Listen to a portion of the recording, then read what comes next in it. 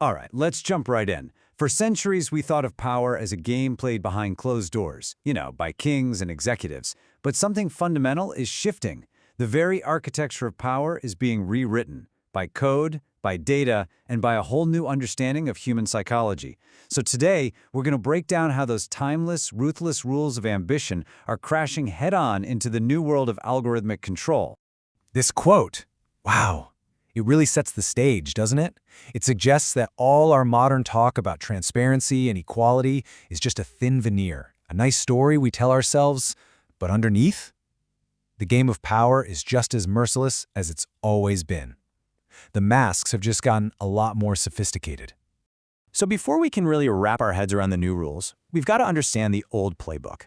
Let's take a look at the foundational laws that have governed the game of power for hundreds, if not thousands, of years. The big idea here, from thinkers like Robert Greene, is that real power isn't about brute force. It's a social game. It's all about psychology. The core strategy is to make other people feel completely secure around you, to project this image of total honesty, all while you're subtly guiding things in your favor. It's a game of appearances through and through. And this table breaks down some of those classic ruthless tactics. Law 3, never reveal what you're really up to. It keeps everyone else guessing, unable to defend or prepare. Law 4, always say less than necessary. It's amazing how powerful this is. People project their own ideas onto your silence, making you seem profound. And Law 7, the classic. Let other people do all the heavy lifting, then you swoop in and take the credit. Yeah, these are the brutal mechanics of old-school power. But, okay, it's not just about the rules of the game. It's about the players. What kind of person is actually drawn to this kind of life, who's driven to master this stuff? Well, modern psychology actually gives us a pretty clear framework. The term experts use is the dark triad.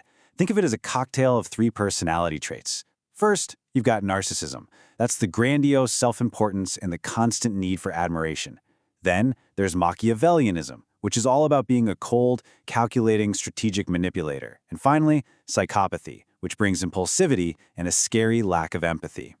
So how do these traits actually connect to the desire for power? This is where the research gets fascinating. Narcissists, no surprise, are strongly driven to get into leadership roles. It feeds their ego. But Machiavellians? Get this. They often have a negative correlation with the need for power. For them, power is just a tool, not the goal. They're often happier pulling the strings from the shadows. And psychopaths? They're more addicted to the thrill and the risk than the boring long-term work of actually holding on to power. Now, what happens when these individuals find each other and team up? That's when things get really dangerous. They can create something researchers call an ethics mirage. This isn't just one bad actor. It's a whole leadership team working together to build a completely fake ethical culture. And they follow a pretty sinister playbook. First, they form a tight alliance, a clique, to shield themselves from any outside control. Second, they become the loudest champions of morality. They'll sponsor the ethics initiatives, they'll write the mission statements. And third, they create a culture where the gap between what they say and what they do is so normal that eventually everyone else just accepts manipulation as how things are done here. Okay, so we've seen the old rules and the psychology of the people who play the game, but what happens when technology comes along and completely flips the game board over? The rise of networks and decentralization is literally changing the physics of power. And the contrast is pretty stark. Old power was a pyramid, right? All concentrated at the very top. New power is more like a web. Influence flows through the network, based on who has the best information and who has earned trust. It's a massive shift from hoarding information to sharing it. This brings us to these new kinds of organizations, like DAOs. The promise is incredible, a completely democratic structure, no central boss, power to the people. But is that what's actually happening on the ground? Well, the data says not even close.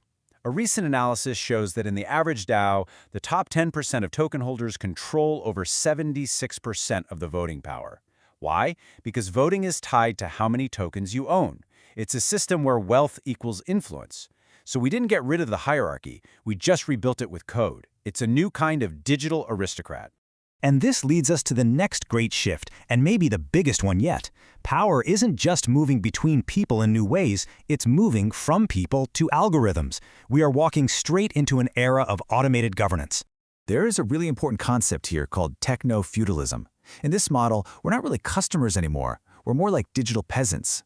We spend our days working the land, the big tech platforms, and the crop that we harvest is our own data and attention, which the new digital lords collect and sell. And look at how this changes everything. Big decisions are no longer based on human debate, but on real-time data streams fed to an AI. And accountability? You can't vote out an algorithm. It's a black box that nobody really understands.